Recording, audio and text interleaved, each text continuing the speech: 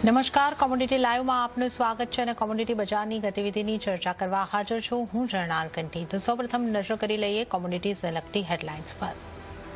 શરૂઆત કરીએ રૂપિયા સાથે। શરૂઆતી કારોબારમાં ડોલર સામે રૂપિયો 10 પૈસા જેટલો મજબૂત થઈને 85.85 પ્રતિ ડોલરની સામે 85.75 પ્રતિ ડોલર ઉપર ખુલ્યો છે અને ત્યારબાદ 85.69 સ્તર પર આપણે કારોબાર થતા જોઈ શકીએ છીએ।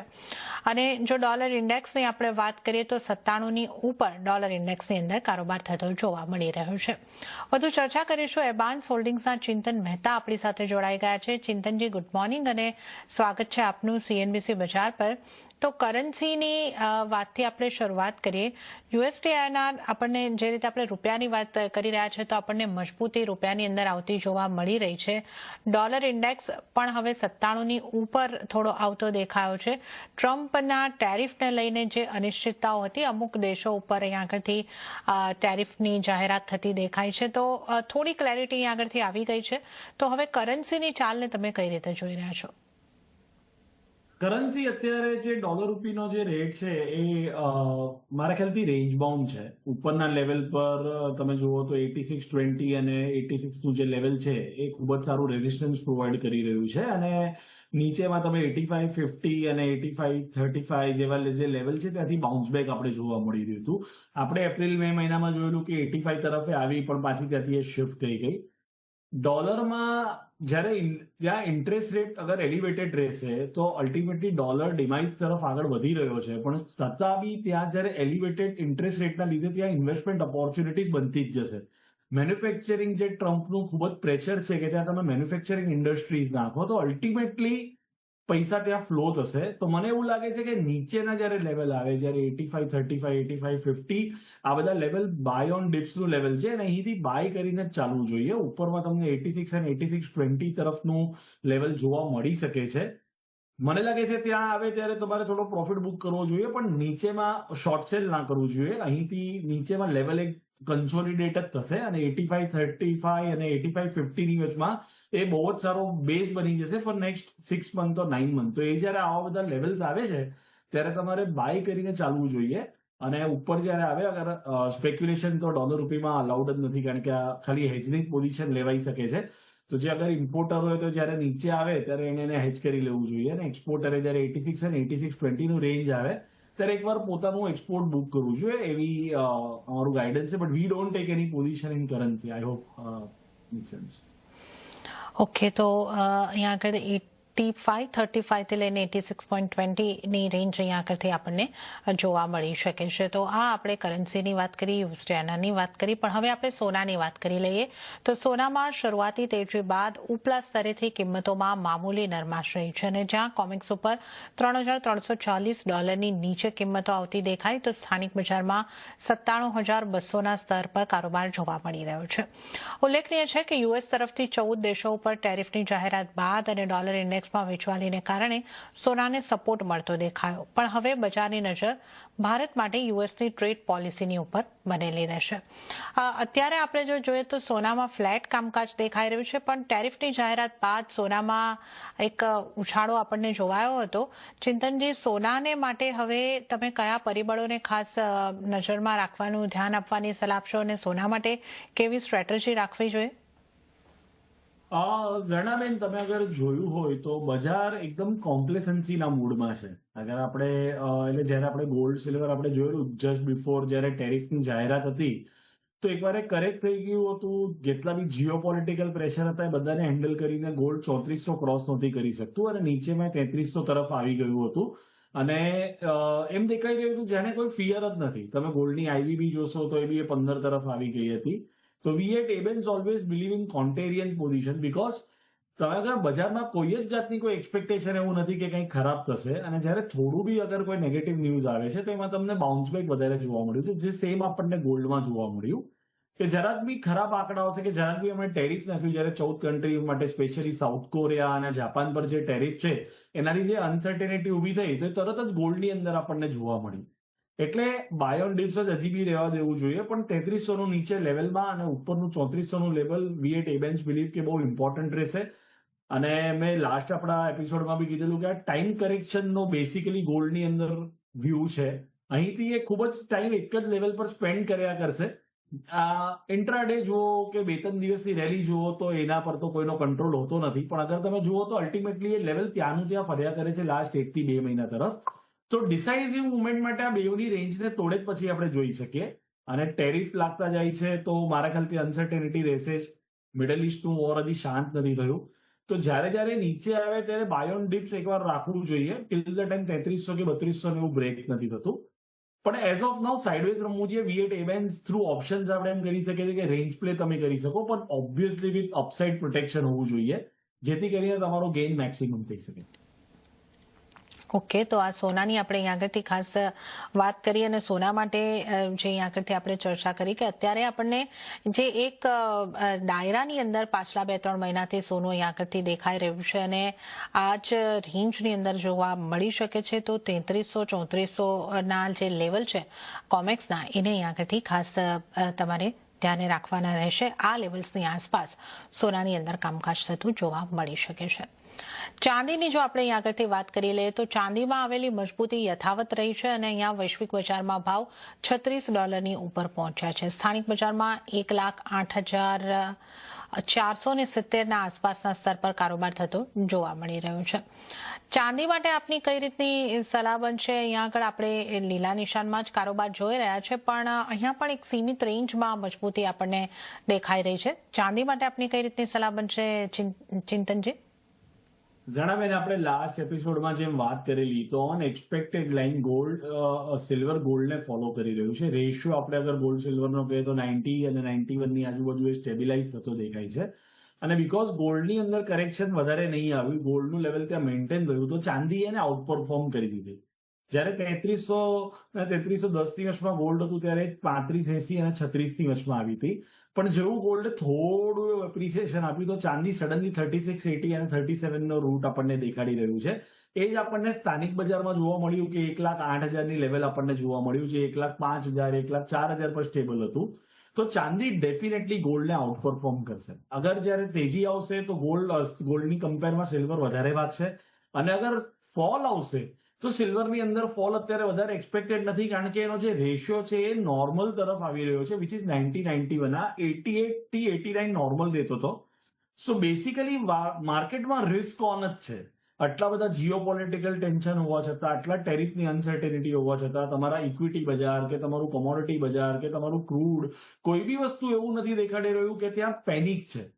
સો મને એવું લાગે છે કે ગોલ્ડ અગર અહીં રેન્જમાં રહેશે તો ચાંદી થોડી તેજી દેખાડી શકે છે, અને રેશિયો હજી બી તમારો 88-89 ની તરફ આવી શકે. તો ચાંદીમાં એકંદરે તમને તેજી જોવા મળશે, પણ ઉપરનું લેવલ આવે. અત્યારે ચાઇનાની અંદર બી બહુ જ સારું $2 જેટલું ઓલમોસ્ટ પ્રીમિયમ છે, $1.90 જેટલી પ્રીમિયમ ચાલી રહ્યું છે. ઇન્ડિયામાં બી અત્યારના ડિસ્કાઉન્ટ નથી.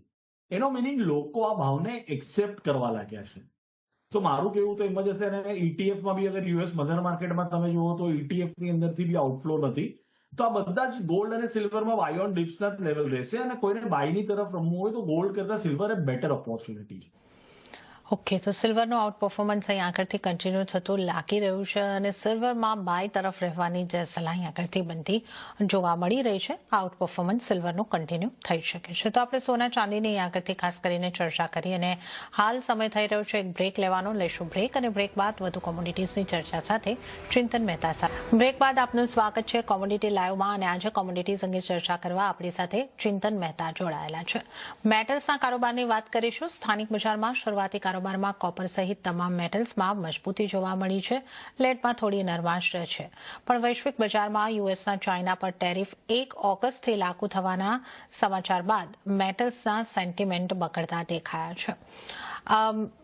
ચિંતનજી, કઈ રીતે મેટલ્સને અહીં આગળથી આપણે જોવું જોઈએ? મેટલ્સને માટે ખાસ કરીને જે ટેરિફના કઈ રીતની ડીલ્સ થાય છે એના ઉપર ખાસી નજર બનેલી રહેતી, અને એના પહેલા ઇન્વેન્ટ્રીનું પણ આપણે જે રીતે જોઈ રહ્યા હતા, LME પર ઇન્વેન્ટ્રી ઘટતી દેખાઈ રહી હતી, યુએસમાં વધતી દેખાઈ રહી હતી. તો આ પણ આપણે એક ચહેલ પહેલ જોઈ હતી. તો હવે તમે કઈ રીતે જોઈ રહ્યા છો મેટલ્સને? કઈ રીતના આપણે સ્ટ્રેટેજી મેટલ્સમાં રાખવી જોઈએ? જણાવેન, આપણે જોઈએ તો તમારી વાત ડેફિનેટલી સાચી છે. થોડું કરેક્શન આવતા આપણે જોયું છે, પણ મને તમે એલ્યુમિનિયમ, કોપર, ઝિંક તમે કહેશો તો આ બધું જ 1 સેકન્ડ બાય ઓન ડિપ્સ છે. બેસિકલી મારો જે ઓપિનિયન અત્યારે વર્લ્ડ ઇકોનોમી તરફ છે રિસ્ક ઓન નો છે. તો મને એવું લાગે છે કે આ બધી ઓપોર્ચ્યુનિટીઝ મળશે બીકોઝ બધી જ વસ્તુ આની અંદર પ્રાઇઝિંગ છે. ટ્રમ્પ ડેફિનેટલી હજી બી 1 ઓગસ્ટથી વાત કરે છે. સો અગર તમે ઇન બિટવીન ધ લાઇન કહો તો હજી બી એવું છે કે અહીં નેગોશિએશનના ચાન્સ છે. That is what even every market is expecting. કારણ કે આપણે આટલા વખતથી જોયું છે, પહેલા એ ડિક્લેર થઈ જાય છે, પછી એના પર નેગોશિએટ થાય છે, અને પછી એક રીવર્ક જે બધા માટે વિન વિન સ્ટ્રેટેજી હોય છે બહાર આવે છે. તો એ જ વસ્તુ આપણને છે ને મેટલમાં બી જોવા મળી રહી છે. કરેક્શન ડેફિનેટલી આવ્યું. 10,000નું લેવલ કોપરે તોડ્યું, પણ કંઈ બહુ દૂર નથી. તમે અગર લેવલ જોશો 9,300 9,400 થી રેલી કરીને 10,000 તોડીને હજી બી $9,925 સુધી LME પર ટ્રેડ થાય છે. પહેલી વખત અને ત્યાં તમે જોશો તો જે સ્ટોક છે એ ટેરિફના લીધે બધો જ સ્ટોક યુએસમાં જઈને બેસી ગયો છે. LME ની અંદર સ્ટોક અવેલેબલ નથી. અગર બધી જ મેટલની તમે વાત કરો, ચાઇનામાં જે એલ્યુમિનિયમ પર પ્રોડક્શનનો બેન હતો, પ્રોડક્શન કેપેસિટી પર લિમિટ હતી, તેના લીધે અત્યારના અબવ અર્થ જે એલ્યુમિનિયમ છે લિમિટેડ છે. તો અગર ડિમાન્ડ આવી તો આપણી પાસે સપ્લાય સાઇડ ઓલવેઝ કન્સ્ટ્રેન્ટ રહેશે અને પ્રાઇસ પર એનું પ્રેશર આપણને મેન્ટેન થયેલું જોવા મળશે. એથી મારો વ્યૂ એવી રીતે રહેશે કે એલ્યુમિનિયમ અગર તમને 230 અને 235 ની વચમાં અગર ભેગું કરવા મળે છે તો તમને અહીંયાથી 270 280 ના ટાર્ગેટ જોવા મળી શકે છે. કોપરની અંદર બી તમને અગર 870 અને 880 ની વચમાં અગર તમને વન્સ અગેન બાઇંગ ઓપોર્ચ્યુનિટી જેને કહેવાશે, અને આપણે જોઈ શકીએ છીએ કે કદાચ 1,000 રૂપિયાનો લેવલ બી આપણને જોવા મળી શકે છે. તમે ઝિંકની વાત કરો તો ઝિંક થોડું સાઇડવેઝ મુવમેન્ટ પર છે, પણ એ બેવ મેટલને ફોલો કરશે. So we at Abans we believe that right now in world it is risk on mode. Definitely હરેક જણે પોતાના પોઝિશન પર કંટ્રોલ રાખીને એને સ્ટોપ લોસ સાથે જ કામ કરવું જોઈએ, પણ buy on dips would be a best strategy in all asset class right now. Okay, તો બાય એન્ડ ડિપ્સની સ્ટ્રેટેજી જ અહીંયા આગળથી અપનાવીને ચાલવાની સલાહ બની રહી છે. ઓલ એસેટ ક્લાસ માટે આ વ્યૂ અહીંયા આગળથી ચિંતનજીનો બની રહ્યો છે. અત્યારે આપણે જો મેટલ્સની વાત કરીએ તો કોપર અને એલ્યુમિનિયમની અંદરની જો વાત કરીએ, એલ્યુમિનિયમમાં 230 235ની આસપાસના લેવલ મળે છે. બાય કરીને ચાલો. ટાર્ગેટ 280 સુધીના તમને મળી શકે છે, અને કોપરમાં 870 880ની આસપાસના લેવલ મળે છે. બાય કરીને ચાલો, એક્યુમ્યુલેટ કરી શકો છો. 1,000 સુધીના ટાર્ગેટ કોપરમાં સંભવિત લાગી રહ્યા છે, અને સાથે ઝિંક પણ આને ફોલો કરી શકે છે. તો ત્યાં પણ તમે બાયની સ્ટ્રેટેજી બનાવીને ચાલી શકો છો. તો આ આપણે અહીંયા આગળથી મેટલ્સની ખાસ વાત કરી છે. બાય એન્ડ ડિપ્સની સ્ટ્રેટેજી બનાવીને ચાલી શકો. હવે વાત જો આપણે ક્રૂડની કરી લઈએ તો ક્રૂડ ઓઇલમાં $70 પહોંચ્યા બાદ બ્રેન્ટમાં ફરી પાછું દબાણ આવતા દેખાયું અને ભાવ $70ની નીચે પહોંચ્યા, અને નાઇમેક્સ ક્રૂડમાં પણ આશરે 0.5% વધુની વેચવાલી આવતી દેખાઈ. લગભગ $68ની નીચેનો કારોબાર આપણે થતા જોઈ રહ્યા છે. ગઈકાલે ભાવ આશરે 2% જેટલા વધતા દેખાયા હતા. ઉલ્લેખનીય છે કે સાઉદી અરેબિયાએ એશિયા માટે ક્રૂડની કિંમતોમાં વધારો કર્યો, જેને કારણે કિંમતોની અંદર ઉછાળો જોવા મળ્યો હતો. ચિંતનજી, ક્રૂડને પણ આપણે જો સ્થિતિ અહીં આગળથી જોઈએ તો ખાસી વોલેટાઇલ પણ આપણે કહી શકીએ, અને જે રીતે ઇન્વેન્ટરીનો વધારો, ઓપેક પ્લસનો જે નિર્ણય આવ્યો હતો અનુમાન કરતા વધારો, ત્યારબાદ જેટલું આપણને કિંમતોની અંદર ફરક પડવો જોઈતો હતો એટલો નહીં દેખાયો, પણ ફરી પાછું ઉતાર ચઢાવ આપણે જોઈ રહ્યા છે. કઈ રીતે તમે જોઈ રહ્યા છો આ ક્રૂડની ચાલને, અને ક્રૂડમાં હવે ખાસ કયા ફેક્ટરની ઇમ્પેક્ટ થશે? ઝંડાબેન, ક્રૂડ બી વન્સ અગેન જ્યારે ઇકોનોમી બધું બરાબર કરશે એવું દેખાઈ આવ્યું છે કે અનસર્ટેનિટીઝ ઇન પાસ્ટ, તો અલ્ટિમેટલી ક્રૂડની ડિમાન્ડ રહેવાની જ છે. તો જ્યારે આપણે જોયું કે ઓપેકે કીધું કે અમે અમારું પ્રોડક્શન 5,48,000 બેરલથી વધારી દઈશું, તો ત્યારે આપણે એની અંદર જોયું કે ખૂબ જ સારું કરેક્શન આવેલું હતું. એ જ્યારે કરેક્શન આવેલું હતું અરાઉન્ડ 62 63, ત્યારે બી આપણે જ્યારે વાત થઈ ત્યારે મેં એ જ કીધેલું કે this is a good buying opportunity. નીચેની અંદર $50ની અંદર અગર 50 થી 60ની વચમાં અગર ક્રૂડ આવી જાય છે તો યુએસમાં રિસેશનની વાત છે, જે આપણને યુએસમાં દેખાતું નથી. જોબલેસ બી તમારું મિનિમમ જ આંકડા આવ્યા, તમારું જીડીપી રેટ બી એક્સપેક્ટેડ આવ્યું. That means economy is doing good. તો જ્યારે ઇન્ડિયન ટર્મ્સમાં હું તમને વાત કરું કે 5,500 અને 5,600ના લેવલ આવેલા હતા, that was a great buy. પણ એની સાથે સાથે અને કહેવાનું, અને મિડલ ઇસ્ટનું ટેન્શન બી ઓછું નથી થયું, એટલે નીચેમાં તમારે બાઇંગની જ પોઝિશન બનશે. પણ એક વસ્તુ આપણે હંમેશા જોવા જેવી આવશે, જ્યારે WTI જ્યારે 72 73નું લેવલ આવે છે અને ઇન્ડિયામાં એ 6,000ની આજુબાજુનું જે લેવલ આવે છે, ત્યાં એક ખૂબ જ સારો સપ્લાય ઝોન બનશે. કારણ કે તે ટાઈમ પર ઓપેક પોતાનો માર્કેટ શેર મેન્ટેન કરવા માટે ઘણું બધું પ્રોડક્શન વધારી શકે છે, કે બીજા મીન્સ લઈ શકે છે કે ફોરવર્ડ સેલ બી કરી શકે છે. સો ક્રૂડ એક હંમેશા અત્યારના રેન્જ છે, બહુ સરસ રેન્જ છે, 5500 અને 6000 આ બેવની રેન્જની અંદર અગર એવા વેપારમાં આપણને પૈસા આવે એ રીતે આપણે કરવું જોઈએ. We at Abans always believe in trading with options but with પ્રોટેક્શન્સ.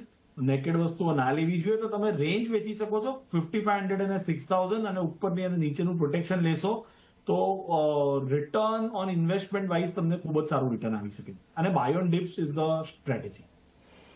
Okay, તો અહીંયા આગળથી ક્રૂડની જે આપણે વાત કરી છે તો એક ઓપ્શનથી તમે અહીંયા આગળ કામકાજ કરી શકો છો એ રીતનો વ્યૂ અહીંયા આગળથી બની રહ્યો છે. અને ઓવરઓલ સ્ટ્રેટેજીની જો વાત કરીએ તો બાય ડિપ્સ બની રહ્યું છે.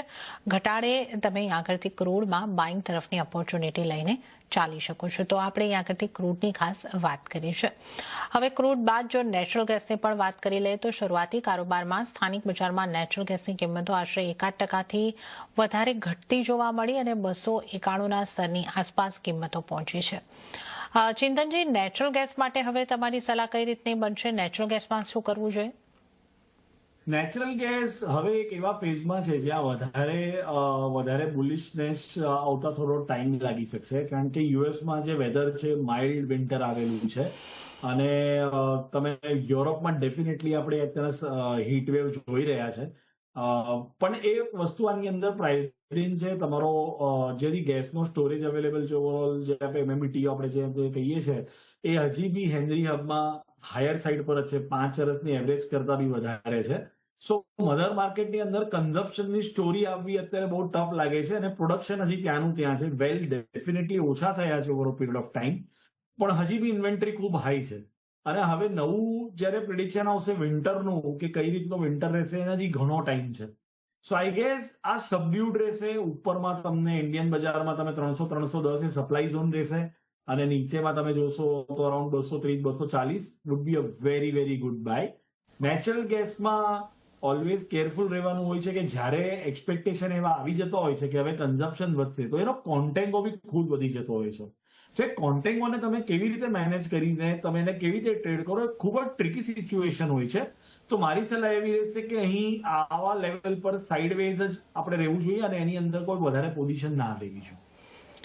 ઓકે, તો અત્યારે તો તમે વધારે પોઝિશન ન લો, સાઇડવેઝ રહેવાની જે એક સલાહ બની રહી છે, પણ ઓવરઓલ જો આપણે 230ની આસપાસ મળે તો બાઇંગની બનાવી શકીએ છીએ પોઝિશન. 230થી 310ની વચ્ચેની એક રેન્જમાં કારોબાર જોઈ શકીએ છીએ. તો ઓવરઓલ નેચરલ ગેસને અત્યારે અવોઇડ કરીને ચાલવાની સલાહ છે. અને ત્યારે ચિંતનજી, આપનો આભાર. આપ અમારી સાથે જોડાયા અને તમામ નોન એગ્રી કોમોડિટીઝ અંગે ચર્ચા કરી. આપનો ખૂબ ખૂબ આભાર. ત્યારે હવે આપણે એગ્રી કોમોડિટીઝના કારોબાર તરફ આગળ વધીશું અને એગ્રી કોમોડિટીઝ અંગે ચર્ચા કરવા માટે OMGL રિફાઇનરી LLPના જગદીપ તેજ કોમોડિટી લાઈવમાં હાલ પૂરતું આટલું જ. હાલ મને પણ આપશો રજા, પણ વધુ અપડેટ અને સમાચારો માટે આપ CNBC બજાર સાથે જોડાયેલા રહો. આગળ મારા સહયોગી પ્રીતિ દલાલ આપને માટે લઈને આવશે બજાર હેલ્પલાઇન. નમસ્કાર.